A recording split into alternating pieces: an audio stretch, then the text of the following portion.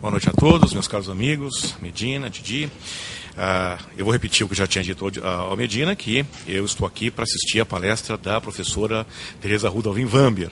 E, portanto, vou fazer apenas uma rápida introdução e vou logo passar a palavra a ela, porque eu quero ouvir as suas colocações. Eu fiz uma provocação, quando o Medina me convidou para participar desse curso, para que nós pudéssemos falar sobre os princípios gerais do processo, se havia algo de novo no front. Porque, afinal de contas, os códigos podem ser comparados, ou as leis podem ser comparadas, exatamente com a utilização dos princípios. É para isso que eles servem também.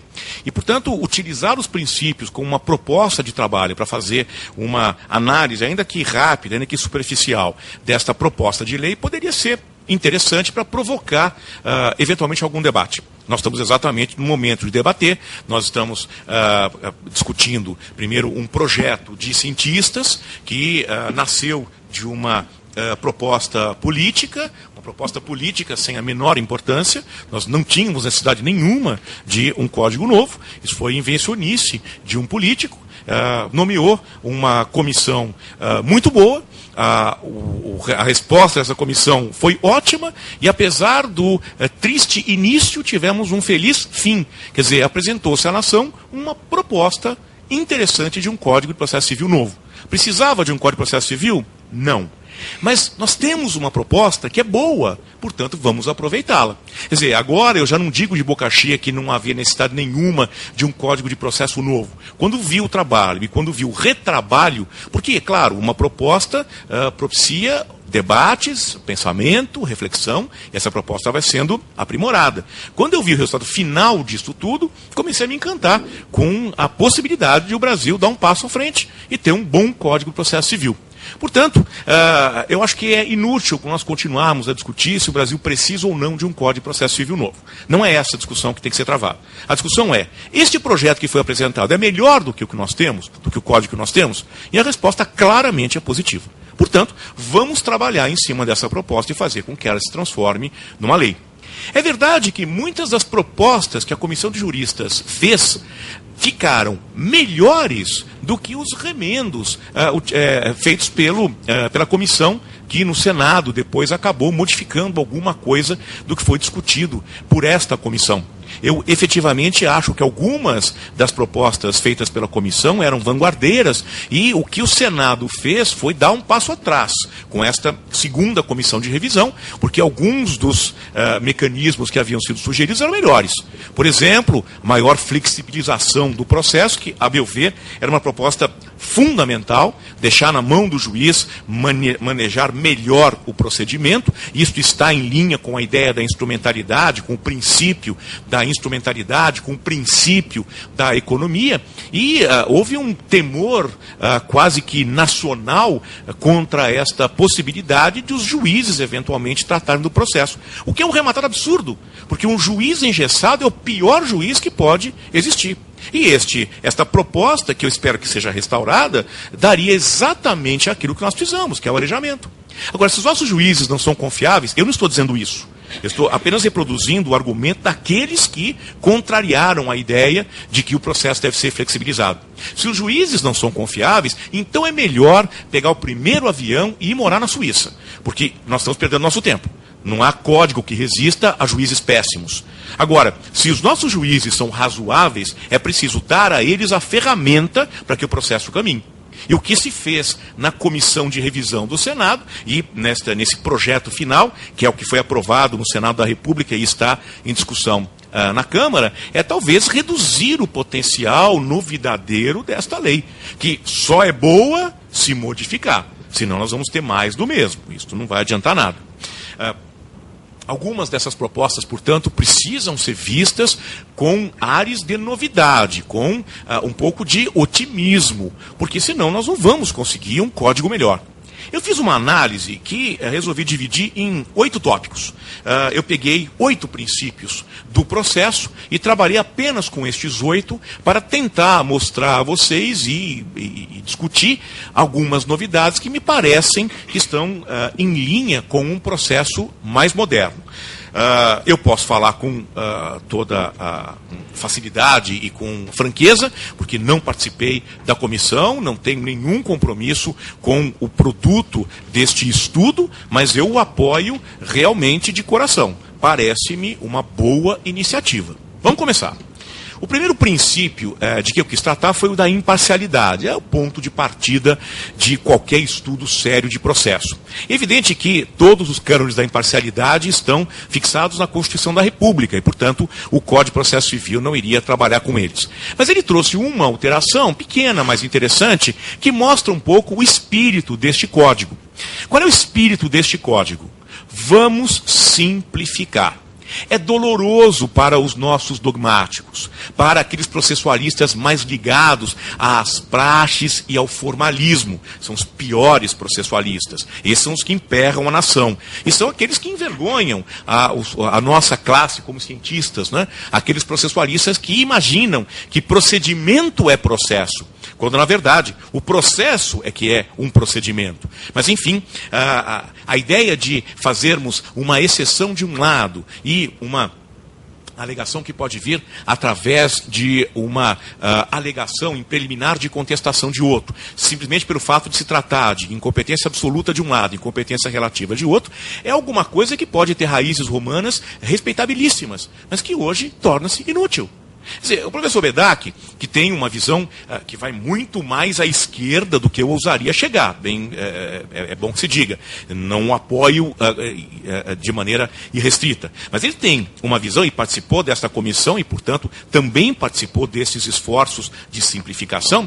Ele já há muitos anos vem dizendo que, ainda que a parte alegue, por engano, em mera preliminar de contestação, a existência de incompetência relativa, que ele, como juiz, não pode deixar de analisar esta questão simplesmente porque o veículo foi mal empregado pelo advogado. Quer dizer, o que vale mesmo é a defesa dos direitos e interesses da parte a um processo justo. E o processo justo tem que correr perante o juiz natural. Portanto, é razoável que essa distinção caia. É claro que eu estou falando de uma pequena migalha, mas eu quero só chamar a atenção de vocês para o espírito do código. O código inteiro está permeado destas ideias de simplificação. Aleluia! Talvez realmente nós consigamos nos livrar destas nossas raízes romanísticas. São lindas, são bonitas, mas nós precisamos esquecê-las se quisermos apostar em algum progresso. Portanto, que bom, o artigo 64 dá um passo adiante, embora não resolva todos os problemas. Não resolve todos os problemas porque o legislador aposta num país continental em coisas que no início talvez não funcionem, mas mais adiante talvez deem certo. Se eu tiver que alegar, por exemplo, a incompetência territorial, e for citado na minha cidade em Natal, no Rio Grande do Norte, onde é que eu vou apresentar a minha contestação que tem agora esta preliminar de incompetência? Vou apresentar a contestação em Natal. Bom, mas isto vai gerar um problema se o processo correr em São Paulo. Nós já temos um processo eletrônico implantado, não é futuro, é presente. Mas ele ainda não é funcional. E ainda não é funcional nos lugares mais atrasados do Brasil. Eu estou falando de São Paulo, não estou falando do Rio Grande do Norte. Quer dizer, este é o estado mais atrasado do Brasil. E, portanto, lá no Rio Grande do Norte é capaz de eles terem um processo já implantado em termos eletrônicos. Mas nós aqui não temos. Então, nós vamos ter um problema. A petição vai ser apresentada lá no Rio Grande do Norte e, eventualmente, não há meio eletrônico para transmitir lá ainda. E, portanto, ela virá por correio, ou por malote, sabe Deus como. E um dia chega aqui. Só que, quando chegar, certamente já vai encontrar nos autos do processo uma decisão do juiz dizendo que o prazo já decorreu e talvez o processo seja sentenciado por conta de revelia e produção de seus efeitos. Será que isso vai funcionar? Vai funcionar se nós, talvez, implementarmos um pouco esse dispositivo e determinarmos, e esta é uma das sugestões que nós estamos fazendo, inclusive, nos nossos estudos do Instituto Brasileiro de Direito Processual, para contribuir com a melhoria do projeto. Nós estamos prevendo um aviso do juiz que receber esta contestação para o juiz da comarca, dizendo, olha, foi apresentada a peça aqui, aguarde que ela está chegando. Então, enquanto o processo eletrônico não for completamente implantado, vamos viver um pouco aí de improvisos e certamente, em futuro próximo, esse problema nem vai se colocar. Porque tanto faz, ou tanto fará, o lugar em que a petição vai ser apresentada. Ela, naturalmente, vai sair do meu escritório. Esteja eu em São Paulo, esteja eu em Natal, em Roma ou em Paris. Né? De preferência em Roma e em Paris. O segundo princípio de direito processual que me interessou foi o da igualdade.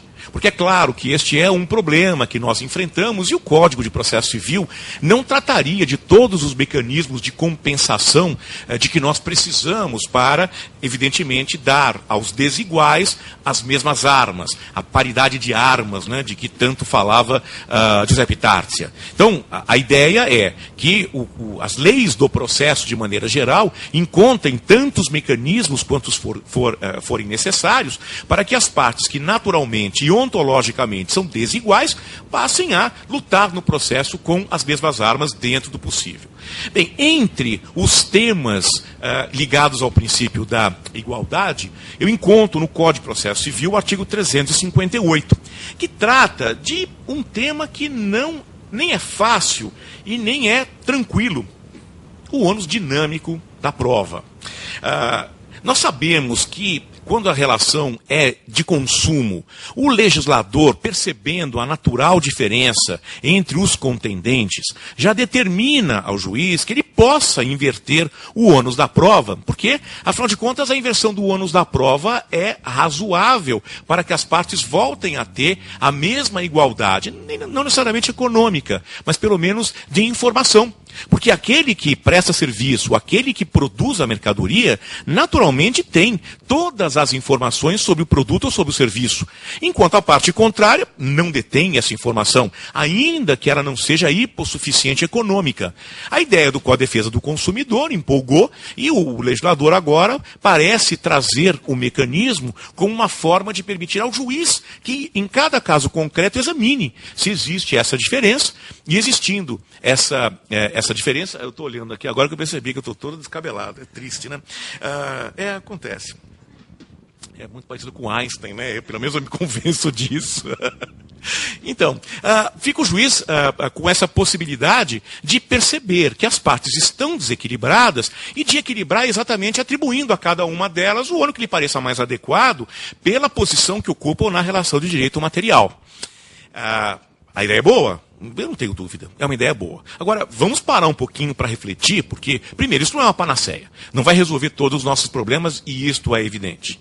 Segundo, a distribuição de ônus da prova, isso precisa ficar claro, é regra de julgamento, não é regra de comportamento. Mas é uma regra de julgamento que precisa ser anunciada. Então, não vamos confundir as coisas, porque o diálogo normalmente vem assim, e é muito comum a discussão, mas é de julgamento ou é uma regra de comportamento? Não tenho dúvida, é uma regra de julgamento. Porém, as partes precisam saber como e quando esta fórmula vai ser aplicada. Como? Com a distribuição que o juiz determinar. Quando? Se o juiz não ficar convencido de coisa nenhuma. E esta parece ser a pedra de toque do sistema. Para que serve a distribuição de ônus probatórios? E é nisso que precisamos refletir. Serve apenas para a hipótese de o advogado trabalhar mal. Porque se ele não conseguir provar nada, o juiz ao final do processo tem o quê? Dúvida. E o juiz não pode lavar as mãos, né? Não julgo porque estou em dúvida. Um juiz romano das leges axiones fazia isto, mas o juiz do terceiro milênio não faz. Então, ele tem que julgar. Este é o momento em que ele vai aplicar as tais regras de julgamento. Portanto, só cogita o juiz destas regras no momento em que ele, ao julgar, percebe que está em dúvida. Um bom juiz faz o quê? Converte o processo em diligências. O juiz prudente faz o quê? Converte o processo em diligências. Mas, às vezes, nem o juiz prudente, nem o juiz diligente conseguem obrigar o advogado a fazer o que ele não quer fazer. Ou então, o juiz, às vezes, não consegue descobrir aquilo que as partes querem acobertar. Ou então, o juiz não tem condições mesmo de descobrir a verdade, porque não há provas disponíveis, ou ele pelo menos não as percebe. Estas são as hipóteses em que o juiz vai finalmente aplicar uma regra de julgamento. É um julgamento de menor qualidade, porque ele vai julgar revelando que não está convencido. É importante, então, só fixar bem qual é o objetivo desta regra de ônus da prova e qual é o objetivo dessa distribuição. Isso não vai mudar o comportamento das partes, mas pode mudar. No momento em que há a possibilidade de mudar o comportamento ou de provocar a parte, não mais para produzir a contraprova, mas para produzir a prova, porque sabe que se não conseguir provar, vem a seu desfavor este comportamento, é bom que a parte saiba. Qual é o momento de avisar a parte? E aqui, me parece, é importante fixar esse momento. A primeira oportunidade em que o juiz tiver que se comunicar com as partes. Mas quando é que o juiz vai saber que vai inverter, ou modificar, ou redistribuir o ônus da prova? Talvez não seja com a petição inicial. Talvez não seja com a apresentação na contestação. Então não há possibilidade de um momento demarcado no processo, porque esta é uma regra geral para todo e qualquer processo. O importante é que o juiz seja advertido de que ele deve avisar as partes, na medida em que ele tome essa decisão. E é claro, não vai tomar essa decisão no momento de julgar. Isso ele não pode fazer. Então, a minha posição, não sei se concorda comigo, é de deslocar um pouco o eixo da discussão. Quer dizer, eu não vejo dúvida nenhuma que esta é uma regra de julgamento. Mas não adianta dizer só que é uma regra de julgamento como se o juiz pudesse usá-la no momento de julgar, surpreendendo todo mundo, porque processo não é caixa de Pandora. Surpresa no processo sempre é surpresa desagradável. E o processo não pode, em momento nenhum, se equiparar a uma caixa de horrores. Então é preciso anunciar tudo. E esta é uma outra característica importante deste código, a transparência. Eu realmente quero ver como é que isso vai funcionar. E você sabe que eu até brinco com o MEDAC, porque eu acho que quando esse código entrar em vigor, porque pelo processamento vai ser um pouco longo, ele já não será mais desembargador. Porque eu queria muito poder cobrar dele, como julgador, tudo isto que ele defende e sempre defendeu no Largo São Francisco. Mas, vamos ver, se não for para essa encarnação, fica para a próxima. Igualdade, portanto, só este detalhe que gostaria que refletissem. Me parece importante refletir sobre isto à luz do princípio da igualdade. Princípio do contraditório. A meu ver, este é o princípio mais prestigiado pela proposta de Código de Processo Civil. O princípio do contraditório não se resume hoje em comunicar para permitir a reação. Hoje, o princípio do contraditório está bem demarcado no sentido de obrigar a informação para permitir uma reação de qualidade, uma participação no processo que gere convencimento, uma participação no processo para convencer o juiz e para contribuir para a sentença. Essa hoje é a ideia do contraditório. Mas para isso, é preciso que as questões sejam bem discutidas. Daí surgiu uma proposta que, na verdade, não é uma ideia nossa, é uma ideia do Nouveau Code de Procédure Civile, quer dizer, que já nem é tão novo assim, o Código de 1980, mas o Código de Processo Civil francês, no artigo 16, tem um dispositivo, na verdade é um dos parágrafos do artigo 16, não o artigo 16 inteiro. Tem um dispositivo que não permite mais ao juiz, não permite desde 1980 na França, não permite mais ao juiz que julgue, que decida, ainda que a questão possa ser conhecida de ofício, sem provocar o contraditório. Mas olhem, qual é a proposta do legislador francês? A proposta é não permitir que o juiz se apegue a fatos que ele não deu à discussão. De que fatos eu estou tratando? E agora vamos trazer para o direito brasileiro, mas com a redação francesa. O juiz não poderia, por exemplo, decretar a prescrição, a decadência, a compensação de ofício. Não poderia decretar sem dar à parte contrária a possibilidade de discussão a respeito desse tema. São matérias que o juiz hoje pode conhecer e decidir de ofício. Direito material. E quanto ao direito processual? Coisa julgada, litispendência, condições da ação, não são fatos. Aí as pessoas dizem, não, mas espera aí, isso não é fato. É claro que é fato. Quer dizer, quando o juiz diz, o autor não tem interesse de agir, o que é que o juiz está pensando? Essa dívida não venceu. Se a dívida não venceu, o autor não podia estar aqui. Isso é um fato. É este fato que ele está usando para extinguir o processo. Portanto, não são questões de direito, melhor dizendo.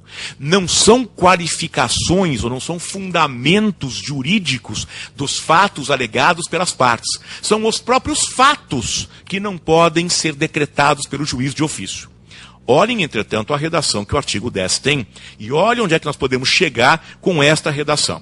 O juiz não pode decidir em grau algum de jurisdição com base em fundamento a respeito do qual não tenha dado às partes oportunidade de se manifestar, ainda que se trate de matéria sobre a qual tenha que decidir de ofício. Muito bem.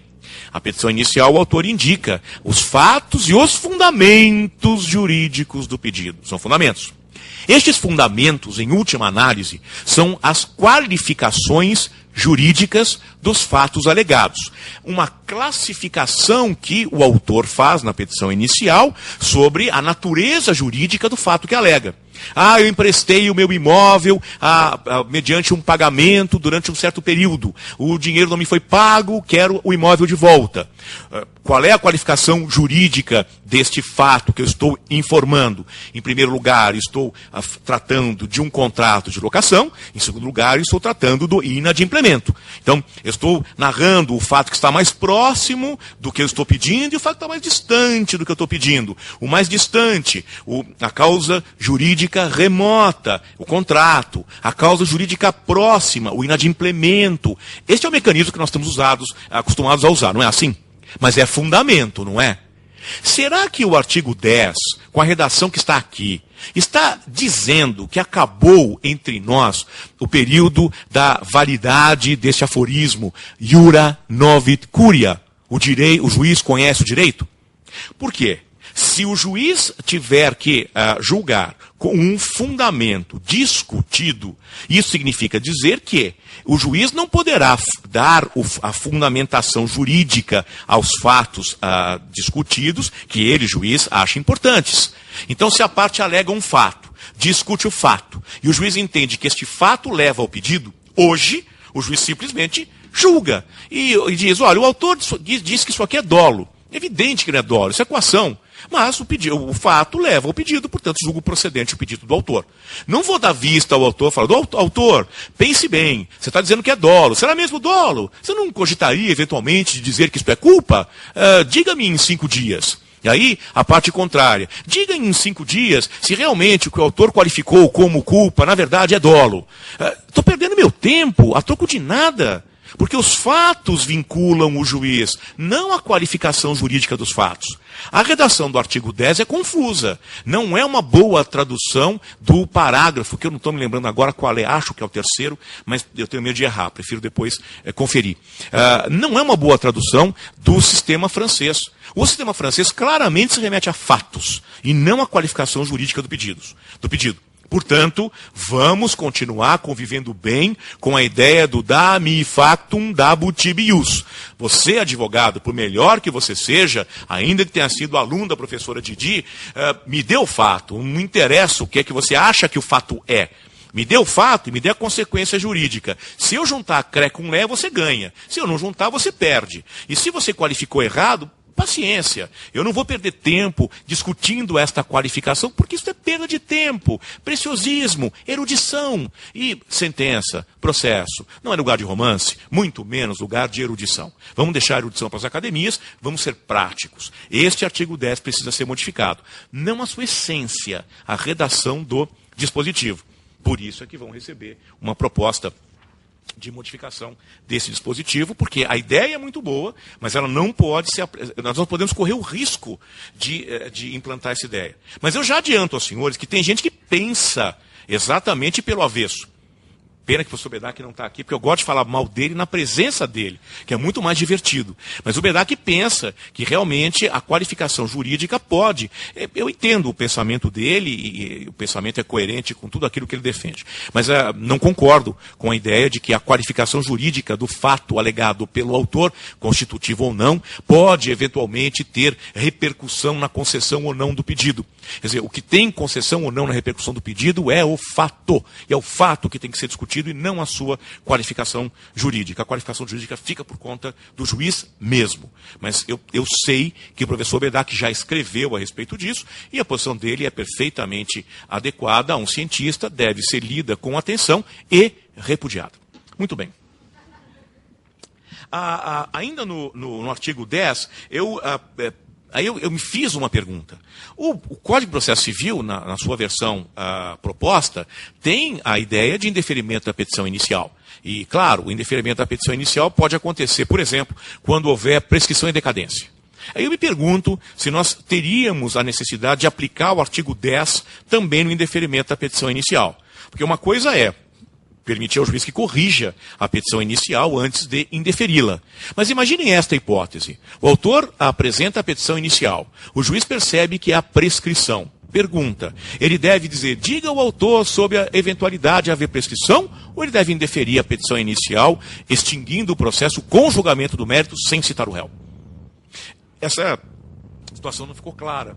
E eu fico em dúvida, porque ou temos um sistema que é coerente, ou então esse sistema começa já a fazer água no início.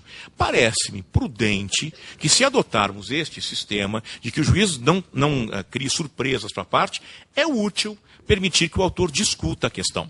E parece, portanto, que ainda que o juiz diga, olha, o que pretendem indeferir a petição inicial por falta de uma das condições da ação, por falta de um pressuposto processual, ou então pelo reconhecimento de alguma daquelas objeções materiais que ele pode conhecer de ofício, parece-me adequado que ele provoque o contraditório, porque eventualmente o autor poderá informá-lo de que, veja, não é assim, o juiz está imaginando que há prescrição, mas ele viu errado, não são 2 anos, são 3, as regras do Código Civil não são tão claras, quando são regras de transição, eventualmente ganhamos todos com um contraditório, ainda que se percam alguns dias.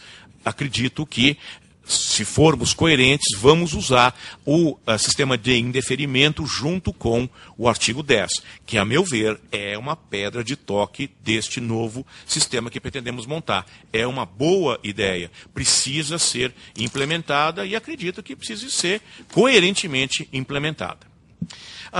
O quinto ponto que eu separei, o quarto ponto que eu separei, mas agora é mais rapidinho. Princípio da ação. Ne proceda iudex ex officio. O juiz não proceda de ofício. Uma boa ideia. Isso impede que o juiz se comprometa com as suas próprias ideias, que o juiz, na verdade, haja contra os interesses da parte, portanto, tome partido de uma das partes, de um dos contendentes. Melhor, portanto, que o juiz aguarde que algo se lhe peça e que não saia por aí oferecendo tutela espontaneamente. Mas o artigo 20 da nova proposta tem uma regra que excepciona o princípio da ação e que conviria discutir. Nós não temos mais a ação declaratória incidental. É uma boa ideia. A ação declaratória incidental causava um estorvo procedimental, uma interrupção processual grave. Portanto, isso foi afastado pelo legislador e eu estou de pleno acordo. A questão é saber o que é que vamos ter em troca. E em troca temos o seguinte: se no curso do processo se tornar litigiosa a relação jurídica, de cuja existência ou inexistência depender o julgamento da lide, o juiz, assegurado o contraditório, de novo, a importância deste princípio no novo Código, a declarará na sentença, com força de coisa julgada. Ou seja, amplia-se o limite objetivo do processo, ou apenas de ofício, apenas por determinação judicial. Isto é bom ou isto é ruim? Francamente, parece-me bom. Eu, desde estudante, sempre fiquei impressionado com a ideia de Carnelutti, de que há uma lide sociológica e uma lide processual. E que, quanto mais o processo conseguiria esgotar a lide sociológica, melhor ele será. Quer dizer, a sua qualidade melhora. Portanto, parece-me boa essa perspectiva. Olhem, a proposta inicial da comissão tinha um dispositivo que era mais amplo e mais grave do que esse, e que permitia a ampliação do objeto do processo, que foi uma das maiores polêmicas do projeto. Quanto a esse dispositivo, eu realmente fiquei um pouco preocupado. Porque isso poderia criar, como aconteceu na Itália nos anos 80, uma grande confusão processual. Porque aí o juiz teria que decidir se haveria ou não oportunidade de um contraditório efetivo, se isso iria ou não iria afetar o normal andamento do processo, se não iria haver um passo atrás, e então ele não admitiria a ampliação do objeto do processo. Quer dizer, nós sempre teríamos um problema procedimental a resolver no meio do caminho. Esse dispositivo foi abandonado na versão final que apareceu, que foi mandada à Câmara dos Deputados. Francamente, me pareceu prudente não permitir esta confusão que já foi experimentada em outras paragens e que não funcionou. Entretanto, aqui parece-me que com esta contenção, dentro desta limitação, a novidade é bem-vinda. Parece-me adequado. Submeto a crítica dos senhores. Impulso oficial. O quinto princípio de que quis tratar foi o de impulso oficial, que também sofreu aqui uma série de críticas no código, no código proposto. Porque uma das ideias do princípio do impulso oficial é de que o processo vai adiante independentemente de a parte praticar ou não atos, e isso tudo funciona com um mecanismo chamado preclusão, que é muito caro aos brasileiros. Nós adoramos coisas estratificadas, encaixotadas, porque nós somos ibéricos. Então, isso é um vício do nosso raciocínio, é um problema seríssimo, e vai ser difícil se livrar disso aqui. Mas o código tenta arejar também este nosso veso cultural e diz, olha, agora não haverá mais preclusão para as questões interlocutórias, porque também desapareceu o agravo, que é a erva daninha do nosso Código de Processo Civil. Todos sabemos disso. Então o agravo ficou reservado às situações mais graves e as questões menores vão ser absorvidas na apelação. Mais ou menos, ou muito mais do que menos, do que acontece no processo trabalhista, com uma vantagem. Nós não vamos inventar aqui, eu espero que ninguém faça isso, não vamos inventar aqui aquele sistema de protestos que se inventou no Dia do Trabalho, mas o Dia do Trabalho é um direito moderno velho, quer dizer, ele era moderno no tempo de Getúlio e hoje é realmente uma velharia bolorenta e, portanto, não deve servir de parâmetro para qualquer modernismo. Nós precisamos de um sistema renovado. Então nós não imaginamos que alguém vá criar, mesmo em termos jurisprudenciais, um bloqueio como esse. Se você não protestou contra o indeferimento daquela prova, a questão ficou preclusa, apesar de não haver preclusão. Isso é processo kafkaniano e eu espero que nós não façamos estas coisas. Então, a ideia aqui também é boa.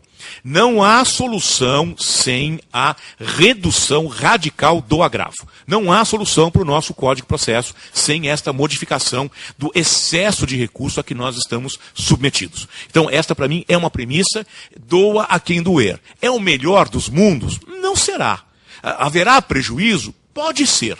Entretanto, vamos ver qual é o benefício. Uma aceleração considerável do processo. De volta ao princípio da oralidade, que nós abandonamos há muito tempo. Então parece-me bom. O agravo foi restrito, as decisões interlocutórias não estão mais sujeitas à discussão imediata, estão sujeitas a uma discussão mais demorada, talvez, no momento da apelação, se isto for conveniente. E é claro que nós deixamos um flanco aberto ao mandado de segurança. Porque, afinal de contas, quando não há nada mais existe a fazer, existe o mandado de segurança. Tudo vai depender de como é que os tribunais vão reagir aos mandados de segurança que os advogados certamente vão utilizar. O que acontece, o que acontecia no tempo em que o agravo não tinha efeito suspensivo e que nós usávamos o mandado de segurança para obter o efeito suspensivo e depois usávamos isso como muleta do agravo, você escreveu sobre isso, você lembra bem como era esse sistema. Nós ficávamos um pouco impressionados na época porque isso criava uma duplicidade de trabalho. É verdade. Mas nós não podíamos imaginar o que é que iria acontecer com um sistema diferente, em que o agravo ficou parecido com o mandado de segurança. Porque aí ficou mais fácil e os advogados usaram e abusaram. Não há nada de errado em um advogado fazer isso. Ele tem que usar e abusar de todos os meios razoáveis, adequados e éticos à defesa dos interesses do seu cliente. Portanto, o advogado não tem culpa de nada que não dê certo, porque ele não tem que colaborar com o sistema, ele tem que colaborar com o interesse do seu cliente. Portanto, usar o sistema a favor do seu cliente. É para isso que ele é pago. Então, funcionou mal o agravo de instrumento. Quer dizer, acabou sendo um estorvo para os tribunais. Acredito que voltar ao sistema do mandado de segurança é melhor. Porque se houver abuso do mandado de segurança, multa o advogado. Impetrou o mandado de segurança abusivamente, multa. Pronto. Litigante de má-fé existe para isso. Mas eu acho que o advogado vai pensar 2 vezes antes de impetrar mandado de segurança. Não vai se expor a ridículo no tribunal. E, portanto, só vai impetrar mandado de segurança em casos mais graves. E quando não o fizer, deverá ser punido. Acredito que o sistema funcione melhor. Nós estamos preparados para fazê-lo funcionar melhor agora. Então, passaram-se 30 anos daquele sistema antigo. Estamos preparados para uma boa renovação. Vamos ver. Apoio, portanto, absolutamente esta novidade de restringir o agravo de instrumento. Acho que este é mesmo o caminho. Tenho as minhas restrições quanto aos honorários advocatícios recursais. Acho que isto é um pouquinho exagerado. Aos 25% de taxa máxima de honorários durante o processo. Acho exagerado. Não vejo necessidade disso, mas a fórmula encontrada pelo legislador é boa. 6ª observação. O princípio da oralidade. Não existe processo oral. Nós usamos esta expressão, princípio da oralidade, para refletir outras ideias, né? Bem a la que eu venda.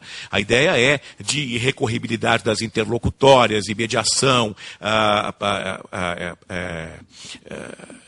impossibilidade de modificar o juiz durante o processo. Sempre esqueço essa expressão do artigo 132. Vocês lembram?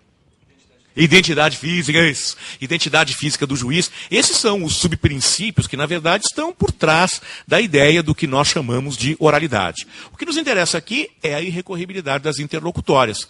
Finalmente, vamos implantar no Brasil uma recomendação de que o venda. Começo do século passado. Não se pode recorrer das interlocutórias, porque isto naturalmente faz com que o processo atravanque a sua normal fluidez, o seu normal deslanche. É preciso, portanto, mudar esse sistema. Vamos ver. É uma proposta, acho que está bem imaginada, vamos ver se ela vai funcionar. 7ª observação. Economia e instrumentalidade. O 7º princípio.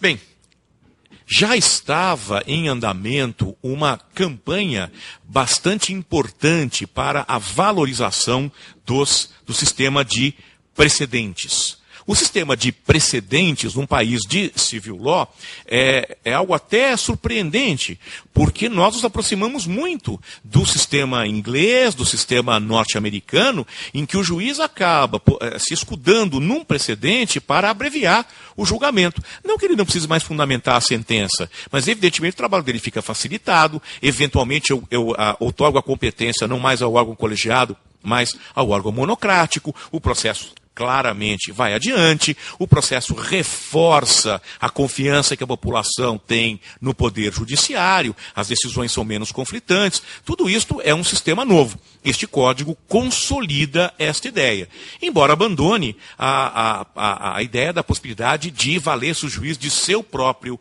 precedente para o julgamento. Quer dizer, o 285A foi deixado de lado. Uma experiência que não sei se vai gerar saudades, porque eu não vi juízes se apoiarem neste mecanismo ou nesta técnica para julgar mais rapidamente. Mesmo na federal, você viu? Muito. Porque aqui em São Paulo, eu não sei se a gente tem essa experiência, não sei como é que vocês veem isso. Santa Catarina e no Paraná? Eles afirmam. Eu vi, eu tenho a impressão de que esse dispositivo no direito em vigor deve ser interpretado num contexto que vai exatamente, deve ser entendido, compreendido nessa linha do que você está dizendo. Né? Uniformização de jurisprudência, né? Uma mesma tese jurídica deve ser compreendida, deve ser aplicada do mesmo modo nos tribunais brasileiros, sob pena de haver ofensa ao princípio de isonomia, etc, etc. Mas em Santa Catarina é muito comum que os juízes decidam no sentido dos seus próprios precedentes e façam, entre parênteses, a afirmação no sentido de que eles sabem que a jurisprudência do tribunal para onde vai o recurso é contrária à tese que ele está adotando e do STJ também. Pois é. Desagregam todos. Nós damos um passo para frente e 2 para trás. Eu francamente imaginei que esse artigo 285A acabasse sendo muito empregado na Justiça Federal, onde a quantidade de causas repetitivas é imensa. Então o juiz às vezes tem... Era essa, né? Os juízes às vezes têm milhares de causas absolutamente iguais. Então eu imaginei que ele fizesse uma ótima sentença e julgasse 1000 causas de uma vez só. Não vi isso acontecer aqui em São Paulo, onde se imaginava que pudesse acontecer. Mas, de qualquer maneira, esta experiência não produziu o resultado esperado e não será repetida. Eu tenho dúvidas e eu peço vista se realmente nós deveríamos ou não manter dentro do nosso sistema de precedentes a ideia do precedente próprio. Porque, na medida em que isto foi organizado alguns anos atrás, ficou muito clara a ideia do legislador de fortalecer as últimas consequências, a ideia de um sistema de precedentes, desde primeira instância até o mais leve, o julgamento próprio, até o Supremo Tribunal Federal, cujo julgamento vincula quem ainda não foi julgado. Quer dizer, vincula até a administração, que não está submetida ainda à tutela jurisdicional no caso concreto. Então, era um sistema muito coerente. E esse sistema, de qualquer maneira, foi ligeiramente mutilado, sem que eu tenha percebido perda. Mas peço vista. E acho que é preciso uma pesquisa um pouco mais ampla, porque o mundo não acaba em São Paulo. O Camão de Passo vivia dizendo isso para mim. Né? Porque a gente dizia das coisas, ele dizia lá das barbaridades que aconteciam no estado da Bahia, e nós dizíamos, olha, mas o problema é da Bahia, você faz com que a Bahia se separe, para que a gente possa ter uma possibilidade de progresso. E ele, em retruque, né, ele dizia, bom, mas vocês acham que São Paulo acaba, que o Brasil acaba em volta do umbigo de vocês. Então, nós tínhamos essa pequena rixa, e eu creio que ele tem razão, nós realmente ficamos muito... É claro que ficamos muito centrados na nossa realidade, mas com alguma razão. 25% do movimento forense deste país está concentrado aqui. Então, é claro que não é uma arrogância, é apenas uma preocupação pragmática de conseguir melhorar, pelo menos esta parte, que responde por um quarto do movimento judiciário do Brasil. E, portanto, reduzir o custo Brasil, que é um problema que nós não conseguimos ainda resolver. Bem, mais algumas observações rápidas. O sistema de conciliação, dentro da ideia, dentro dessa visão do princípio da economia e da instrumentalidade, foi prestigiado pela nova lei. A ideia realmente dos meios alternativos e fortalecimento dos ditos meios alternativos, na verdade, meios adequados, solução dos litígios, está muito bem equacionado. O Código de Processo Civil vai procurar, inclusive, com essas propostas que o Instituto tende a fazer, a incorporar dentro do possível os termos e as fórmulas que nos pareceram adequadas da Resolução 125 do Conselho Nacional de Justiça, que está editando realmente algumas providências importantes para o desenvolvimento da conciliação e da mediação. Ao lado da lei de arbitragem, que já tomou o seu rumo, e ao lado de alguns dispositivos esparsos do Código de Processo Civil, que tendem a fortalecer a arbitragem, acho que estamos no caminho certo. O sistema multiportas, finalmente, foi implantado no Brasil e vai funcionar. Vamos dar uns retoques aqui para que os juízes possam ter mais controle sobre os conciliadores, que os tribunais possam ter um melhor controle sobre a formação dos conciliadores, mas a proposta é excelente e tem que ser estimulada. Um lamento em relação ao projeto que foi para a Câmara. A flexibilização do procedimento foi retirada. E isto realmente precisa voltar. É um dispositivo que nós precisamos submeter de novo à Câmara dos Deputados para que provoque alguma reflexão. É preciso dar ao juiz poderes de ajeitar melhor o procedimento. Uma outra proposta também que nós precisamos ver neste código e que diz respeito à ideia de instrumentalidade e economia processual, a este princípio, é a ideia do fórum non conveniens. Adotar, dentro da perspectiva do artigo 21, que trata da competência dos limites da jurisdição nacional, que basicamente refletem os artigos 88 e 89 do atual Código de Processo Civil, colocar um mecanismo que é típico dos sistemas de common law e que pode ser muito útil para nós. A ideia de que o juiz brasileiro terá competência nessas hipóteses, mas poderá recusá-la se perceber que a causa não é própria para julgamento no Brasil. Quer dizer, ainda que a parte seja brasileira, pode ser que a relação jurídica tenha sido montada no exterior, a lei de regência é uma lei estrangeira, os fatos e atos produziram um efeito só no exterior, as provas estão lá, e o que é que o juiz brasileiro vai fazer cá com um processo como esse? Onerar o erário. Portanto, numa hipótese como essa, é muito conveniente que o juiz diga, olha, as partes devem ir aos Estados Unidos, ou devem ir à Indonésia, onde tudo aconteceu, onde tudo está. Se o juízo da Indonésia recusar a competência, voltem que eu julgo. Um sistema muito parecido com o que existe na Inglaterra, com o que existe nos Estados Unidos, parece-me uma ideia a pensar. É uma sugestão, inclusive, que o Instituto também vai fazer para a modificação do nosso código. E o último ponto que eu tenho a tratar, e termino aqui, é o do duplo grau de jurisdição. O princípio do duplo grau de jurisdição é até questionável Será que há mesmo um princípio do duplo grau de jurisdição? Quer dizer, todas as causas devem ser submetidas à apelação?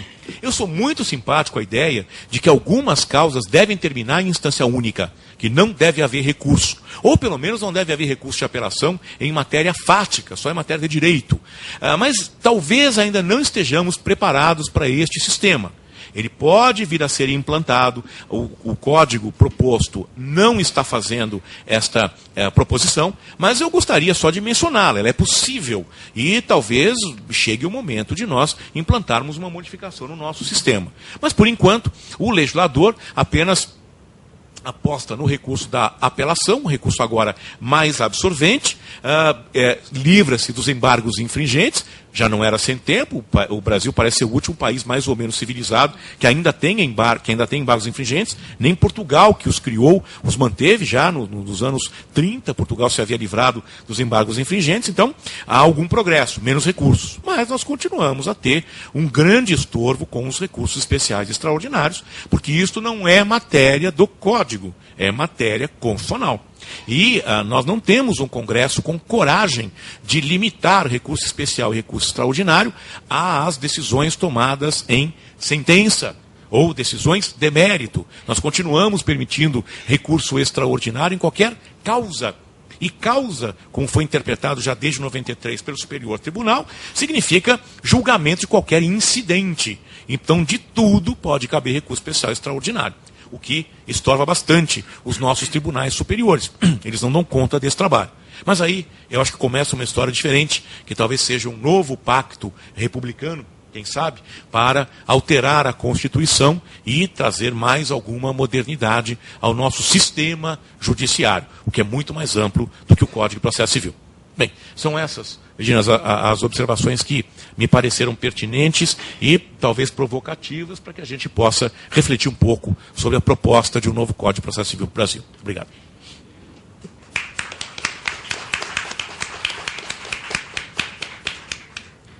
Obrigado ao professor Carmona pela sua brilhante exposição. Passo desde logo a palavra à professora Tereza Rudolvin Vamper para que faça a sua apresentação também. Muito obrigado, professora. Bom, muito boa noite a todos vocês. Fiquei muito feliz de ver o número de cidades envolvidas nesse projeto.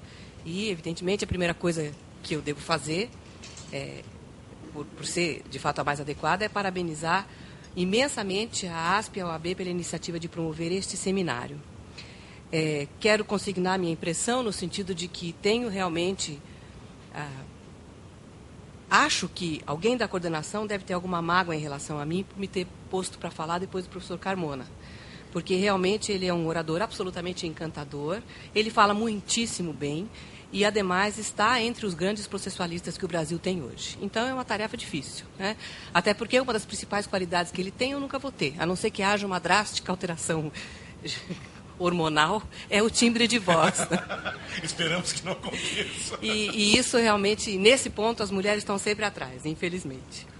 Bom, graças a Deus, meu assunto é muito interessante, muito empolgante. Eu quero consignar que concordo com tudo que o professor Carmona disse a respeito dos recursos, menos com esse final. Acho que, de fato, nós corremos o risco de que seja ressuscitado o mandado de segurança. Porém, sempre me pareceu que esse regime, embora do ponto de vista ortodoxo fosse criticável, porque o mandado de segurança não é um instituto desenhado ou concebido pelo legislador com o objetivo de atacar os atos judiciais, na prática o sistema funcionava bem. Porque todo mundo pensava duas vezes antes de entrar com mandado de segurança para pedir efeito suspensivo para agravo, né? Eu estou vendo que muitos de vocês nem sabem do que eu estou falando, né? Mas os cultos sabem porque estudaram, porque por idade eu acho que ninguém sabe, não sei como é que são aqueles que estão de longe. Mas, durante muito tempo, o agravo de instrumento não tinha efeito suspensivo, a não ser dos casos em que a lei taxativamente elencava. Então, nós usávamos o mandado de segurança para dar efeito suspensivo ao agravo com todas as aspas, né? Enfim, não vou entrar nisso.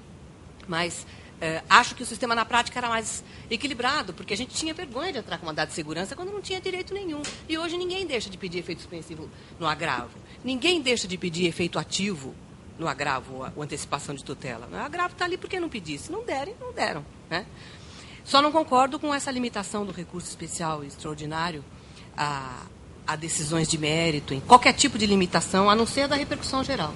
né? Porque acho que, de fato, como diria o professor Calmon de Passos, o Brasil não está preparado para isso, né?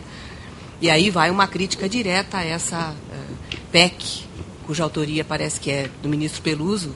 Acho que realmente ele, que sempre foi um processualista de primeiríssima grandeza, um excelente magistrado de primeiro grau, de segundo grau, excelente ministro, dessa vez pisou na bola, né? Porque realmente essa proposta dele, primeiro, destrói o sistema recursal que nós criamos, que está bom, né? Vou falar para vocês dele com muito entusiasmo. Acho que nós conseguimos acabar com as pegadinhas do nosso sistema recursal, né? E como disse muito acertadamente o professor Carmona, o processo não pode ter surpresas, né? Todas as surpresas no processo são desagradáveis só por serem surpresas, né? Porque se um fica contente, o outro fica muito bravo, né?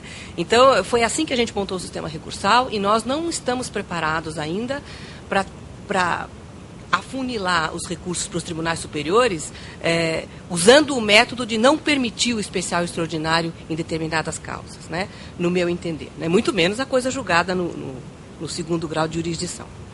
Mas, enfim, a ideia que teve por trás da organização, da reorganização do sistema recursal no projeto, e aí eu tomei uma decisão nos últimos tempos, nas últimas exposições que fiz, de não chamar mais o projeto de projeto, porque parece que tecnicamente não é mais projeto, né? É um substitutivo, mas a palavra substitutivo é feia.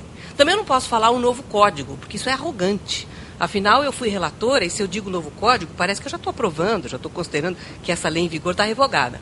Então, eu adotei uma expressão usada pelo Cássio, que me pareceu muito boa, que é o CPC projetado, o código projetado, né? É simpática, né? Criativa, enfim. O que esteve por detrás dessa reorganização do sistema recursal no CPC projetado foi, no fundo, a aplicação plena do princípio da economia processual. E por quê? Porque, na verdade, esse princípio de que nós tanto falamos, né, tem duas dimensões. Uma dimensão que diz respeito a cada processo individualmente considerado. O processo tem que render, né? Quer dizer, quanto mais o processo puder resolver a lide sociológica, né, acabar com o problema de uma vez, melhor. Não é? Por isso, a ampliação dos limites objetivos da coisa julgada, enfim, e outras providências que nós tomamos, né? E esse princípio da economia processual também tem uma dimensão macro, que concerne, em última análise, a forma de funcionamento do próprio Poder Judiciário, né? Para usar um estrangeirismo, né, que chocaria o professor Barbosa Moreira, é a tal da performance do Poder Judiciário. O Poder Judiciário tem que funcionar, né? Tem que produzir resultados. Bom, principalmente na esfera dos recursos, essas alterações realmente tiveram lugar. E houve muitas mudanças que dão a impressão, não errada, ao intérprete, no sentido de que o juiz vai ter mais trabalho sob a ótica de cada processo. E vai. Mas se, por um lado, sob a ótica de cada processo, pode ser que o juiz, o judiciário, de um modo geral, tenha mais trabalho, nós acreditamos realmente que com essas mudanças, o judiciário como um todo vai ter uma performance mais eficiente. E isso nos parece positivo, né? Nós procuramos, como observou não expressamente, mas implicitamente o professor Carmona, porque fez uma belíssima exposição com 8 itens, né, que nós resolvemos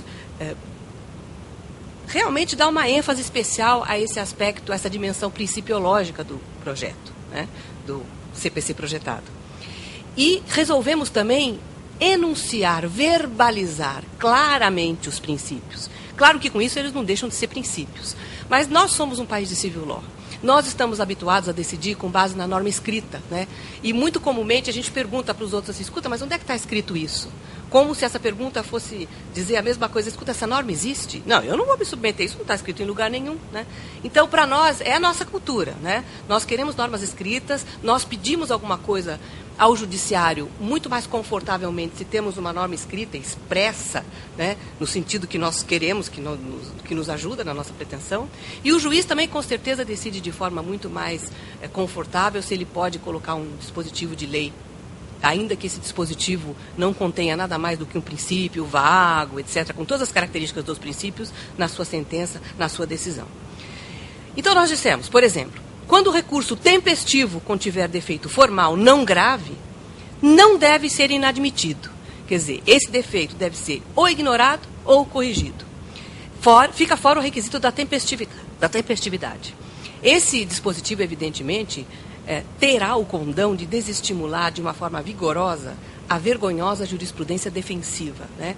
Todos nós, na nossa vida profissional, os que estão aqui, os de fora, quando chegamos no STJ e no STF, eu duvido que alguém não tenha tido esse tipo de experiência, já saímos com aquela cara, né, sem saber como dizer para o cliente que o recurso dele não subiu porque o carimbo estava borrado, ou que o recurso dele foi considerado intempestivo porque precoce, porque interposto antes de o prazo começar a correr, a parte tem urgência, corre, interpõe o recurso, deu na trave, é precoce. Bom, eu não precisaria dar mais exemplos, porque pelos semblantes de vocês, eu já senti que muitos viveram essas situações e sabem como isso é doloroso e como essa forma de diminuir o trabalho, diminuir a carga de trabalho dos tribunais superiores é ilegítima, para não dizer imoral, né?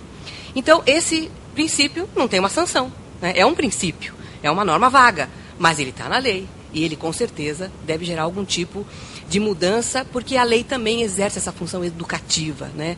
A lei tem também o condão de mudar a realidade numa certa medida e numa certa dimensão, né? Colocamos lá um outro princípio, vou falar dele com mais vagar logo em seguida, né? Mas um outro princípio que nos parece muito importante: a jurisprudência não deve mudar. Quer dizer, na verdade, esse dispositivo tem por objetivo evitar o que acontece no Brasil, que é essas viradas de jurisprudência, né? Então, tem um determinado caso, por exemplo, vamos pegar o exemplo do leasing, né? O STJ decidia de um jeito, sumulou. Dali a pouco tempo, passou a decidir de um outro jeito. E, a partir de um certo momento, lavou as mãos e disse que o problema não era com ele, era com o STF, né? Então, o jurisdicionado não entende isso. A jurisprudência muda porque muda a composição humana dos tribunais, né? E isso não é direito, né? Eu me lembro que esse meu grupo, de que faz parte o Zé Alexandre Oliani, debatedor que vai conversar com vocês em seguida, uma vez nós comentamos, alguém comentou no nosso grupo, que nós estaríamos dando aula para uma classe muito preparada, porque todos estavam ali com os seus laptops, acho que foi em Brasília esse curso, né? Sabendo que o STJ estava decidindo naquele momento. Então, olha, preparem bem a aula, porque o pessoal lá é afiado. E eu falei, nossa, mas que legal, né? Um pessoal que vai de laptop na aula e que já viu o que o STJ está decidindo. Depois eu parei para pensar, falei, mas isso não tem o menor sentido, né? Saber direito não é saber o que o STJ decidiu às 3 da tarde, porque às 10 da manhã ele decidiu diferente, né? Então, é claro que a jurisprudência tem que mudar. Tem que mudar quando essa alteração tem por objetivo adaptar a norma às mudanças sociais. É o tal exemplo clássico do sentido de mulher honesta. Mas, primeiro, uma mudança para adequar a norma às alterações havidas no plano sociológico não é uma virada brusca, né? É uma coisa que vai acontecendo com o tempo, como aconteceu com a situação da concubina, que era considerada, primeiro ela só tinha indenização pelos serviços prestados, depois ela passou, enfim, toda essa evolução de que todo mundo está mais ou menos a par, né? É uma mudança paulatina, uma mudança adaptativa, e não uma mudança por vaidade de um ministro que entra e fala, não, agora eu vou mudar a opinião aqui do tribunal, vou provocar uma virada aqui, porque eu penso de outro jeito, eu estou certo, e assim o jurisdicionado fica totalmente atordoado. Então, nós colocamos um princípio, mais ou menos, dizendo que a jurisprudência pacificada, em princípio, não deve mudar, né? Quando se trata dessas questões de direito. E que, quando for realmente necessário que haja mudança, essa mudança deve ser densamente fundamentada. E os ministros dos tribunais superiores nunca devem deixar de lado o valor estabilidade. Quer dizer, o valor estabilidade tem que ser levado em conta na hora de se optar por uma mudança ou pela conservação da jurisprudência existente. Mas nós também introduzimos no novo sistema recursal, do CPC projetado, regras interessantes, além de princípios, né? Regras, por exemplo, uma regra que eu acho que já, na verdade, ela já poderia ser fruto de uma interpretação criativa do direito hoje. O que faz um juiz de primeiro grau, quando recebe uma ação, quando ele é competente em razão da matéria, em razão da hierarquia, competência funcional, né, competência absoluta, para julgar? Ele manda para o juiz competente, né? Então, vai para a Justiça Federal, a Justiça Federal fala, não é aqui, manda para a Justiça Federal, estadual e vice-versa. Bom, no meu entender, esse é o critério da competência absoluta, que divide os recursos em especiais e extraordinários. É por isso que um recurso vai para o STJ ou para o STF. Se se trata de matéria constitucional, a competência é do STF, e se se trata de matéria infraconstitucional, legal, a competência é do STJ. Então, eu não sei por que ainda não se fez um malabarismo interpretativo para se dizer que quando chega no STJ um recurso e lá o relator considera que a matéria é constitucional e não infraconstitucional, em vez dele simplesmente não admitir o recurso, ele não remete para o STF. Quer dizer, hoje é claro que esse caminho estaria mais complicado por causa do problema da repercussão geral. Mas a repercussão geral é nova, né? A repercussão geral é uma inovação recente do nosso sistema. Mas, já que me parece que isso seria possível se sustentar até hoje, né?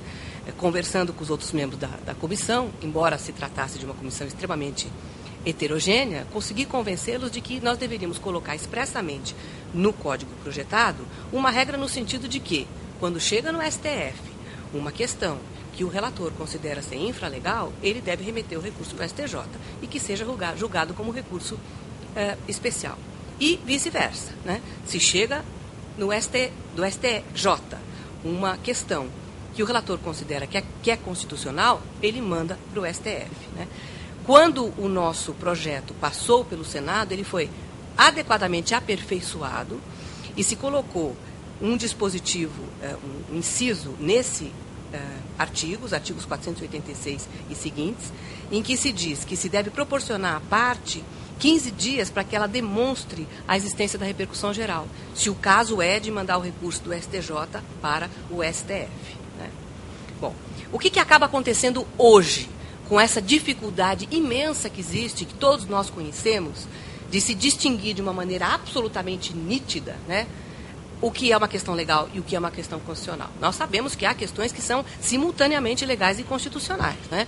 Não é um pedido, uma decisão, a decisão tem 2 capítulos, uma envolve questão constitucional e outra envolve questão legal. Não, é a mesma questão que pode ser vista sob a ótica legal e sob a ótica constitucional. Bom, o que acaba acontecendo quando há esse método Pilatos, né? Os dois lavam as mãos? Pode acontecer, inclusive, isso. O STJ não julga porque diz que a questão é constitucional. O STF não julga porque diz que a questão é legal. Lavam as mãos, ambos os tribunais, ninguém julga e transita em julgado uma decisão que pode ser ilegal e inconstitucional. O que nós temos, né, no universo do judiciário, uma ação rescisória. Quer dizer, então, dá mais trabalho para eles julgarem? Lógico que dá. Mas não compensa? É claro que compensa. Já resolve de uma vez ali, em vez de deixar transitar em julgado uma decisão que pode estar viciada e dá oportunidade para o nascimento de uma outra ação, que seria uma ação rescisória. Né? Isso realmente acontece porque é tênue, é delicada a distinção de questão legal e questão federal em muitos casos concretos. Né? E o que pode acontecer, que talvez seja mais grave, é que os 2 tribunais julguem. E normalmente, como todos nós sabemos, obviamente, eles vão julgar diferentemente. Né? Problema de hoje, planos econômicos. Né? O STJ estava decidindo de um jeito, né? Já reiteradamente, e a questão foi parar no STF, porque é uma questão que simultaneamente tem uma dimensão constitucional e uma dimensão infralegal, e já há 2 recursos afetados, um com o ministro Gilmar e outro com o ministro Toffoli, e eles vão decidir exatamente a mesma coisa que o STJ esteve decidindo até agora. Né? Nós temos pedido nos nossos processos, de que nós somos advogados, a suspensão, e há ministros que dizem que eles não têm nada a ver com o que o STF vai decidir e decidem no mesmo jeito. Né? E outros que suspendem. Outro exemplo interessante dessa duplicidade, né, que poderia ter acontecido ao contrário, nenhum dos 2 terem julgado, né, mas acabou acontecendo de os 2 julgarem, é a questão do Vale Transporte. Né, o Vale Transporte foi criado por lei, né, e houve um regulamento que, de certo modo, limitou a lei, dizendo que o Vale Transporte não podia ser pago em dinheiro. Né?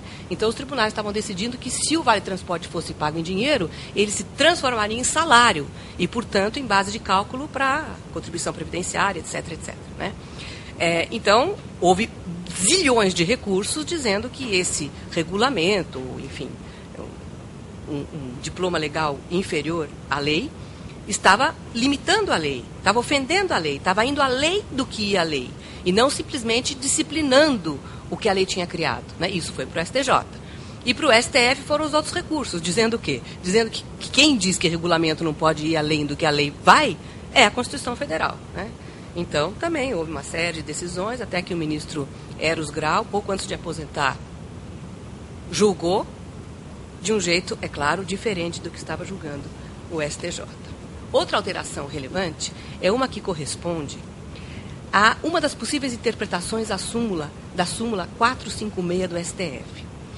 Essa súmula, que é do STF, mas se aplica também inteiramente ao STJ, diz o seguinte: diz que o Tribunal Superior, ao julgar um recurso extraordinário e especial, né, assim deve ser compreendida a súmula, deve rejulgar a causa. Os autores não discordam no sentido de que essa súmula contém a regra no sentido de que os nossos tribunais superiores não são tribunais de cassação, são tribunais de rejulgamento, né? Mas, de resto, os autores discutem e discutem muito. Discutem a respeito de como seria feito esse rejulgamento. Há zilhões de posições, e duas que são extremadas. Uma é do professor Nelson Neri, que diz que no rejulgamento os tribunais devem agir como se fossem tribunais de apelação, revendo inclusive provas, né? E outra mais extremada, do outro lado, é no sentido de que esse rejulgamento só pode haver com base nos elementos constantes do próprio acordo de que se recorreu. Por isso a importância do pré-questionamento para aqueles que sustentam essa última posição, que é a que prevalece, obviamente, nos tribunais superiores, no STJ e no STF. Né? Então, o que nós colocamos como regra, que, na verdade, corresponde a uma das possíveis interpretações dessa súmula, né, que fica no meio do caminho, entre a do Nelson Neri e essa mais rígida, que é a dos próprios tribunais. Nós colocamos uma interpretação que foi sugerida pelo ministro Eduardo Ribeiro. Ele escreveu um artigo sobre isso, num trabalho, numa coletânea que eu coordenei, e decidia assim. Ele dizia o seguinte: o que significa essa possibilidade do tribunal rejulgar a causa? Significa que, se houver outras causas de pedir, que não tenham sido objeto do recurso, o tribunal pode conhecer e julgar o recurso de acordo com aquelas causas de pedir, ou fundamentos de defesa. Então, o exemplo é o seguinte: eu entro com uma ação dizendo que eu não vou pagar determinado tributo porque ele é inconstitucional, porque a alíquota não é aquela e porque houve prescrição. Aí o juiz de primeiro grau diz o seguinte: você não tem que pagar o tributo porque ele realmente é inconstitucional. O tribunal de segundo grau confirma essa decisão e diz: não pague o tributo porque ele realmente é constitucional. É inconstitucional. Eu não posso recorrer, eu estou ganhando, né? Não sou sucumbente. Quem recorre é o fisco e leva a questão para o STF, né? E lá no STF se decide no sentido de que o tributo é constitucional. Mas isso não significa então pague. Nem pode significar, porque há outras duas causas de pedir que não foram decididas, que não foram apreciadas, né? Então, o que é que se faz nesse momento? Bom, se pode dizer, transita em julgado aquele decisório com relação àquela causa de pedir, a parte que entre com outra ação, né, com base nas outras duas causas de pedir que não foram apreciadas pelo judiciário, o que é um absurdo total e completo. Há quem faça isso. E outros dizem, tem que voltar para o segundo grau decidir essa outra causa de pedir, né? Senão nós estaríamos pulando um grau de jurisdição e não podemos decidir essa outra causa de pedir, porque não houve pré-questionamento, etc, etc, etc. Bom, isso pode acontecer, eu só não vou repetir os exemplos para não tomar muito tempo de vocês, mas isso pode acontecer exata e precisamente da mesma forma com os fundamentos de defesa, né? Eu alego que já paguei, que houve prescrição, etc, etc, e vou ganhando ação. Não, né? Você já pagou mesmo, houve prescrição, você já pagou mesmo. Você houve prescrição. Chega lá em cima, não houve prescrição. E aí? E o pagamento? Quem vai apreciar essa causa de pedir? Bom, então nós colocamos uma regra no sentido de que quando o recurso é interposto com base numa causa de pedir, num fundamento da inicial ou de um fundamento da defesa, o tribunal, acolhendo o recurso por uma, está autorizado a julgar as demais, né? É claro que podem surgir problemas. Alguns dos problemas que nós já, de certo modo, imaginamos que ocorrerão, com certeza, se isso se transformar em lei, nós procuramos resolver. Outros vão ficar a cargo da doutrina, né? Senão nós vamos ficar sem emprego até, né? Ninguém dá mais parecer, ninguém mais vende livro. Mas o que nós imaginamos que pode acontecer? Exatamente o que aconteceria nesse exemplo que eu dei para vocês. No momento em que o STF diz, não, o tributo é constitucional, mas ele não pode dizer para a parte, então pague, porque há outras duas razões que podem levar a que a parte não deva pagar, né? Ou porque a alíquota está errada, ou porque houve realmente prescrição, mas ele não tem competência para decidir isso, a competência é do STJ. Então ele remete o recurso para o STJ, os autos para o STJ, e o STJ decide as demais questões que não são da competência do STF, né? E isso só acontece do STF para o STJ, não do STJ para o STF, né? Pelo menos normalmente. Se bem que a gente deixou em aberto isso aí, né? Mas nós conseguimos pensar em hipóteses em que iria do STF para o STJ e não vice-versa, né? Bom, se precisar de apreciação de fato, por exemplo, a prescrição, remete para o segundo grau, para decidir o outro pedido, né? Ou para analisar o outro fundamento da defesa. Se houver necessidade de produção de prova, Se for o caso, se remete ao primeiro grau de jurisdição. Claro que essas novas regras, se transformarem efetivamente em lei, vão alterar profundamente a forma como se deve redigir um recurso extraordinário e um recurso especial e a forma como se deve redigir e contrarrazoar um recurso extraordinário, evidentemente, né? Bom, nós também propusemos no CPC projetado uma alteração para o julgamento, para o regime do julgamento dos recursos repetitivos, com o objetivo de tornar esse regime mais eficiente. Nós criamos a possibilidade de que haja extensão da suspensão dos demais processos, que hoje, pela lei, está limitada àqueles recursos que estão no segundo grau. Então, o que acontece hoje, né? Fulano entra com recurso especial sobre a matéria X. O ciclano entra com recurso especial sobre a matéria X. O terceiro recurso especial sobre a matéria X. O quarto é afetado, mas os outros 3 estão sendo julgados separadamente, independentemente do que venha a ser decidido no recurso afetado, né? Então, a gente tem que correr de gabinete em gabinete de ministro, com memorial, pedindo, por favor, para ele não julgar, porque tem um afetado, né? Porque parece que os ministros não se falam, ou parece que o assunto é outro, porque não se sabe o que está acontecendo no mesmo tribunal. E hoje ainda acontece uma coisa que dá mais trabalho para a gente e é mais grave, é um defeito do sistema. Como há essas questões que envolvem matéria legal e matéria constitucional, pode ser que tenha um afetado no STF e eu tenho que correr no STJ dizendo, ó, não vão julgar, eles vão julgar a mesma matéria, né? E é claro que eu vou escutar. Por que nós não podemos julgar? Claro que nós podemos julgar. Nós somos um tribunal independente, nós podemos decidir de acordo com a nossa convicção, né? Então, você vai, na verdade, pedir que o ministro tenha uma atitude em prol do bem comum, né? O que envolve uma certa dose de humildade, né? Por que eu vou julgar? Se depois, se eu julgar do jeito X, vai caber recurso extraordinário e vai acabar a decisão final ser do jeito Y e não do jeito X. Mas nem sempre a gente consegue, né? Então, por esse sistema que nós criamos, isso também seria evitado, né? Porque haveria possibilidade de suspensão de tudo, né? Inclusive do primeiro grau até 12 meses. E nós criamos também uma vantagem para aqueles que desistem da ação antes da contestação, né? Se ele está pleiteando algo que o tribunal vem e decide num recurso afetado que ele não tem direito, né? Então, essa vantagem é a supressão dos honorários, não é isso? Eu nem sei, tem tanta confusão aqui que eu já não me lembro mais.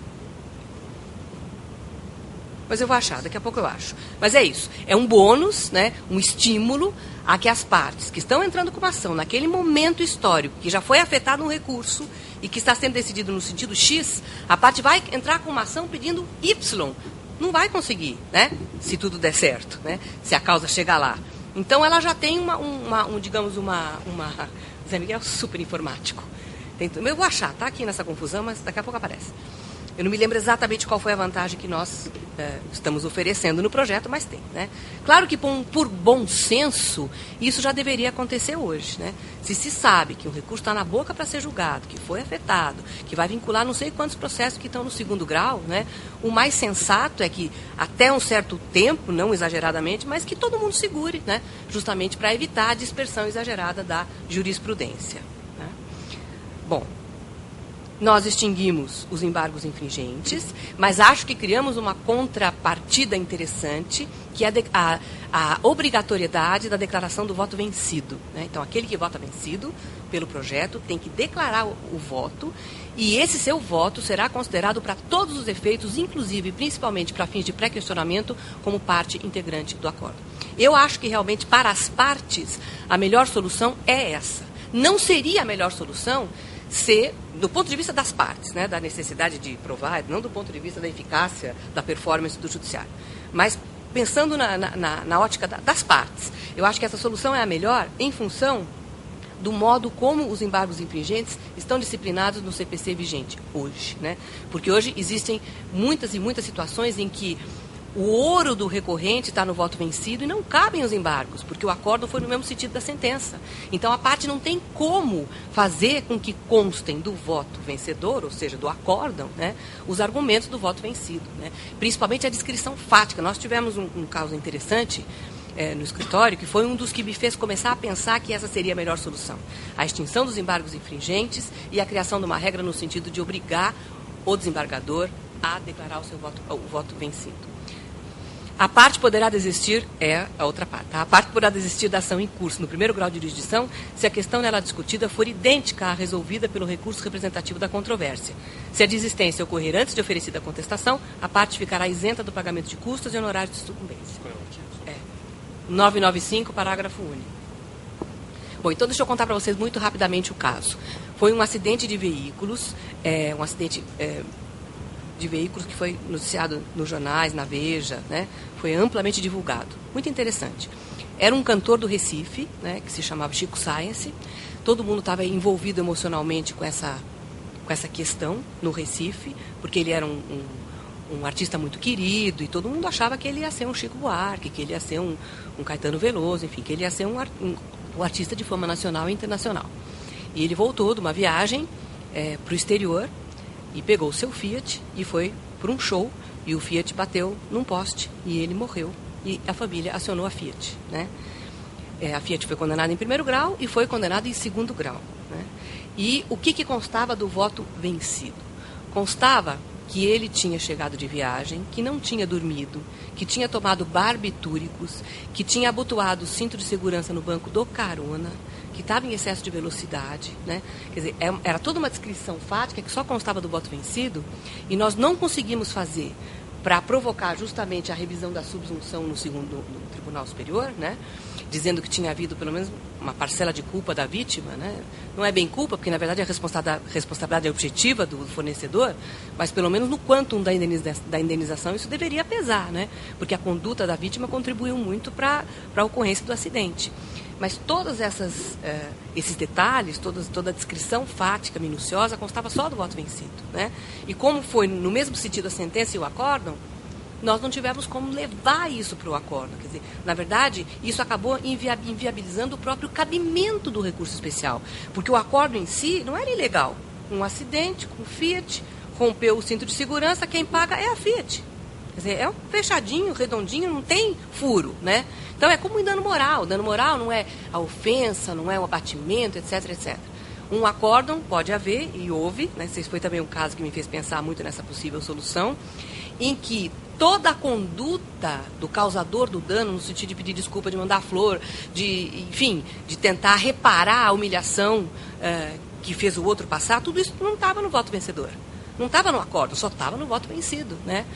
Bom, enfim, acho que realmente, do modo como estão as coisas, né, porque o cabimento dos embargos infringentes está acertadamente limitado no Código, não estou criticando, mas eu acho que o tiro da limitação saiu pela culatra, porque muitas vezes o recorrente, aquele que pretende entrar com o especial, fica prejudicado, porque o voto vencido morre, ainda que ele exista, se o resultado do julgamento for no mesmo sentido da sentença, né? Bom, nós criamos o tal do agravo de admissão, que nada mais é do que um agravo da decisão de não admissão do recurso extraordinário do recurso especial. Esse nome foi dado no Senado, e não por nós, né? Foi dado pela comissão que examinou o nosso projeto, depois de nós entregarmos o projeto no Senado, que foi integrada pelo ministro Atos Guzmão Carneiro, pelo professor Cássio Carpinella Bueno e pelo desembargador Dorival Renato Pavan, 3 eméritos processualistas, né? Nós criamos hipóteses muito mais abertas, né, que correspondem à finalidade, à razão de ser dos embargos de divergência para o cabimento desse recurso. Né? Nós alargamos as hipóteses e deixamos bem claro que o que importa é que haja divergência quanto ao julgamento da tese. Não importa se a decisão é de inadmissibilidade do recurso, se é de mérito, se é ação de competência originária. Né? O que acontece hoje? Hoje tem uma jurisprudência muito firme e pacificada, né? Essa jurisprudência no sentido de restringir o cabimento dos recursos extraordinários e especiais sempre se pacifica, né? Essa nunca muda, não há viradas. Então o que eles dizem? Eles dizem o seguinte, olha, vocês não podem colocar lado a lado, como acórdão de que vocês recorrem e acórdão paradigma, um acórdão que seja de juízo de mérito e outro de juízo de admissibilidade. Claro, se esse for pela intempestividade e se esse for pelo mérito. Agora, quando a não admissibilidade é pelo mérito, né? Então o tribunal diz, não cabe recurso especial porque não há ilegalidade aqui. E no outro recurso o tribunal diz, cabe recurso extraordinário do provimento porque há ilegalidade aqui. É claro que eu posso colocar lado a lado os dois recursos e provocar que se corrija a divergência que existe no tribunal, interna corporis. Não importa se um acórdão, por acaso, foi proferido no juízo de admissibilidade e o outro no juízo de mérito, né? E a mesma coisa acontece com as ações de competência originária do tribunal. Agora, aqui também houve um erro muito grande, que eu acho que foi cometido, acho que foi, na verdade, um engano que foi cometido nessa revisão.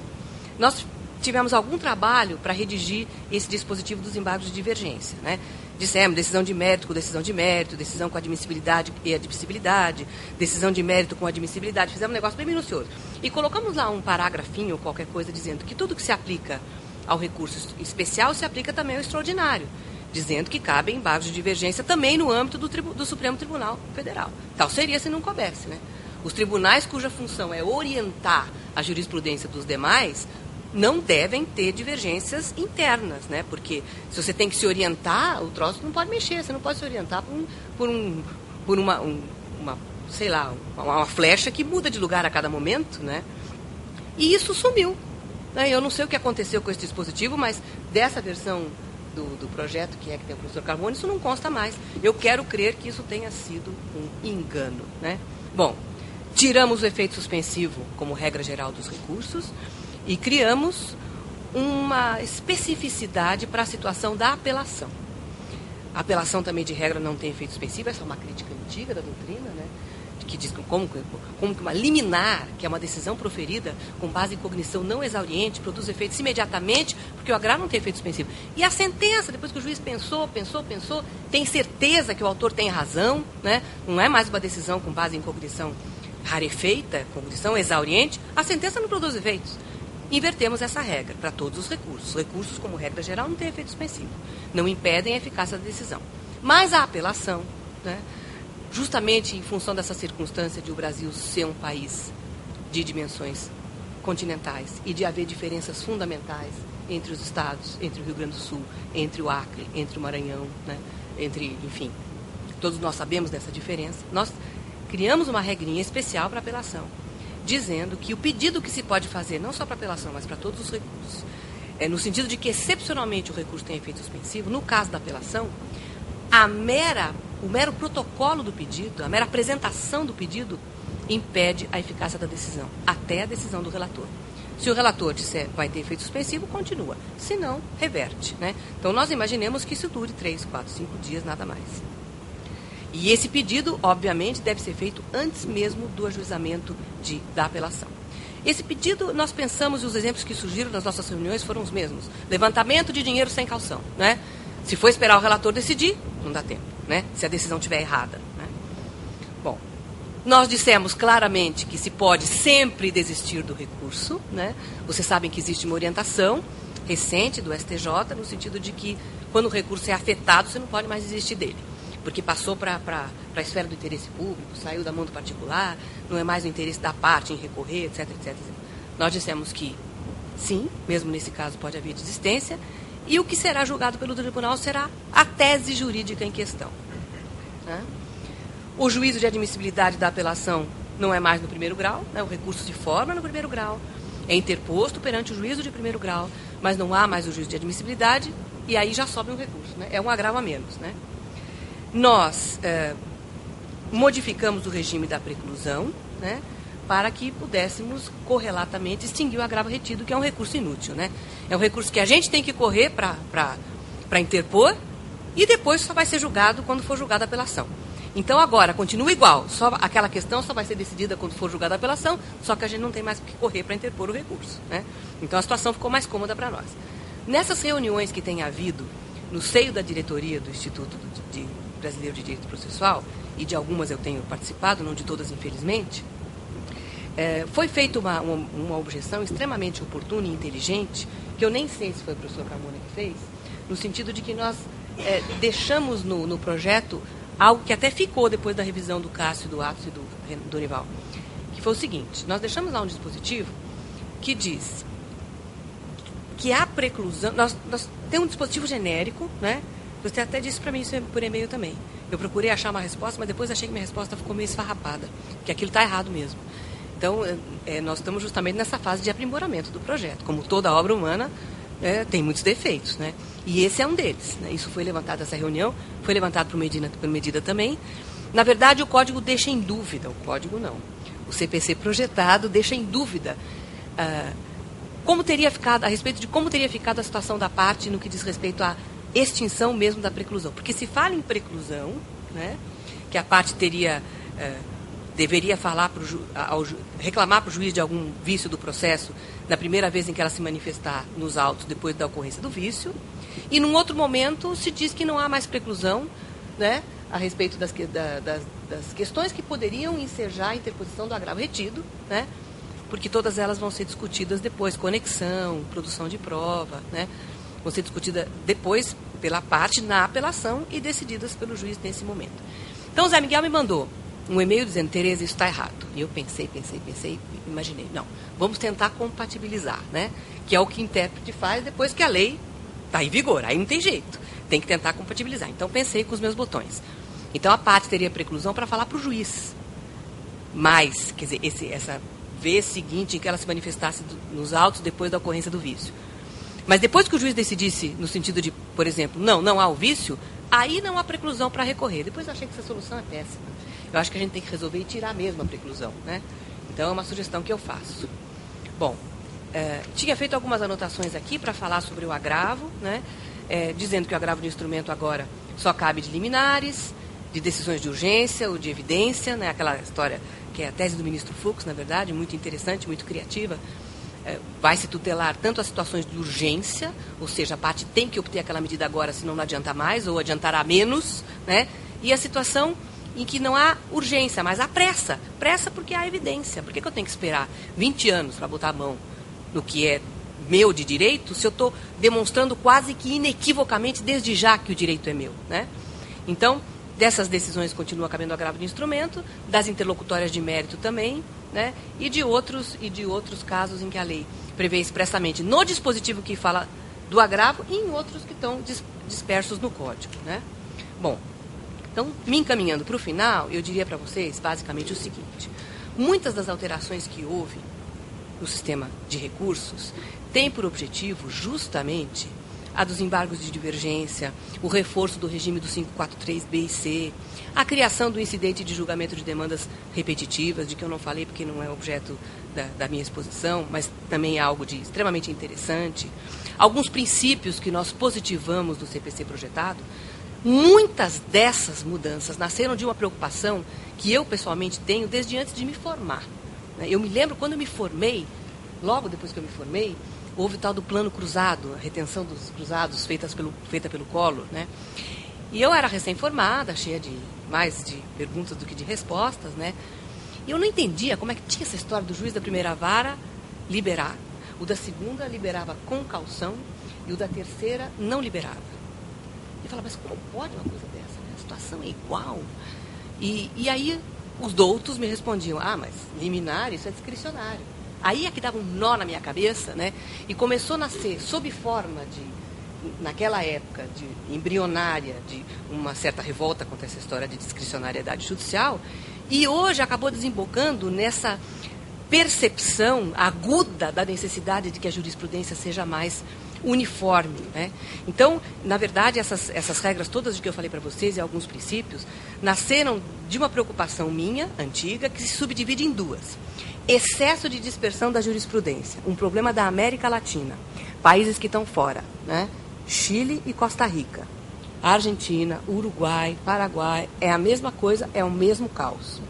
A alteração rápida e brusca da jurisprudência. São esses dois problemas que afligem a mim, aos que refletem sobre esse tipo de problema, aos processualistas de maneira geral, aos constitucionalistas, à sociedade, né?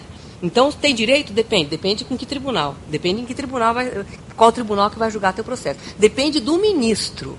Tal ministro eu sei que decide assim, o outro decide assado.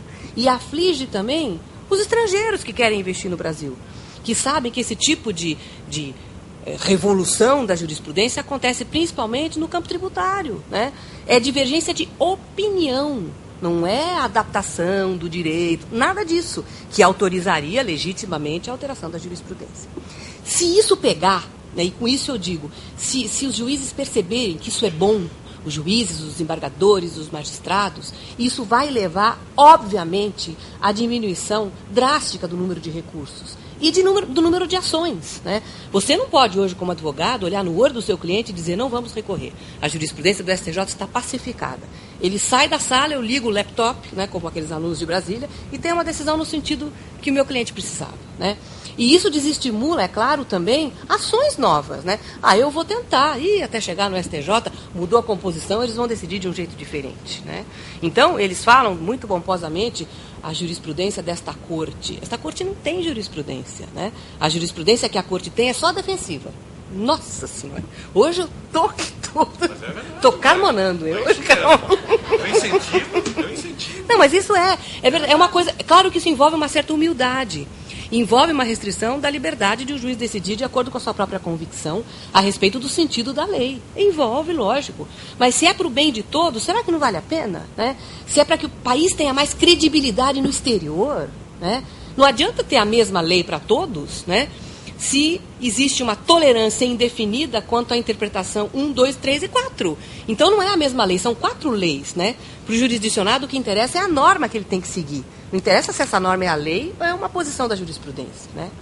Eu acho, pessoalmente, nós não podemos mexer no problema da litigiosidade que existe no Brasil. Não dá, né? Porque isso não é culpa dos processualistas, não é culpa da lei, né? Nós tivemos outro dia uma reunião lá no HSBC, e houve lá um comentário a respeito do ranking dos países que têm mais ações, né, contra o banco. O Brasil estava lá disparado no primeiro lugar, com 35 milhões de ações e tal, né? E depois a Inglaterra com 4.500 ações. Né? Agora, aqui tem planos econômicos. Então essas estatísticas são furadas, né? É culpa do banco? Não é culpa do banco, né? Não vamos entrar nessa seara, senão eu acho que eu vou ter que ir para a Suíça, né? Agora, já vou direto.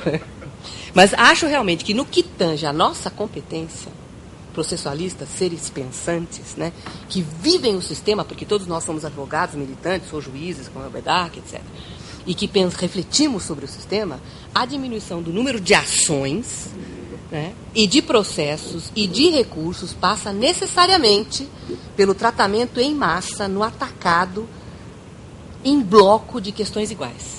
Porque isso favorece as duas coisas. Diminui o trabalho do judiciário e você uniformiza, porque decide 4 mil ações numa tacada só. Né? E pelo respeito à jurisprudência, que deve ser estável. É claro que, como coautora e relatora do projeto, a minha tendência é sempre de ver e de falar com mais nitidez a respeito das qualidades do projeto, né? Do CPC projetado. Eu sou mãe de um projeto que teve 11 pais, né? Então, é claro que eu vejo com mais carinho como uma mãe que vê que o filho tem olho azul e nem enxerga que ele é vesgo, né? Tá certo? Então, eu acho que o projeto tem defeitos, eu mesmo já apontei 1 ou 2, o professor Carmona também, é hora de corrigi-los, né? Na Câmara isso isso se fará, já foi feito no Senado e foi muito bem feito, né? E depois, caso esse projeto se transforme em lei, a doutrina, a jurisprudência devem moldá-lo, interpretá-lo, né? Fazer o seu desenho final. E só daqui a alguns anos, se esse projeto se transformar em lei, é que a gente vai saber o que a gente terá feito, né? Mas eu acho que, examinando o projeto, né, que foi fruto do trabalho de uma comissão extremamente heterogênea, de reuniões muito tumultuadas, eu sempre faço questão de citar uma expressão que eu nunca mais vou esquecer, que é do professor Adroaldo, porque tinha gente de todas as idades, na faixa dos 30, nas faixas dos 40, nas faixas dos 50, na faixa dos 70, gente da magistratura, né, desembargadores, ministro Fux, advogado, enfim, gente do Rio Grande do Sul, do Rio Grande do Norte, enfim. E o professor Adroaldo de vez em quando falava assim, gente, mas vamos parar com essa discussão, isso está parecendo tosa de porco. Muito grito e pouca lã. Mas acho que realmente, apesar de todas as dificuldades que nós enfrentamos, de toda a sorte, acho que nós conseguimos, por graça de Deus, escrever um projeto que tem realmente o potencial de tornar, de fazer com que o jurisdicionado brasileiro fique mais satisfeito com a justiça civil. Muito obrigada pela atenção de vocês.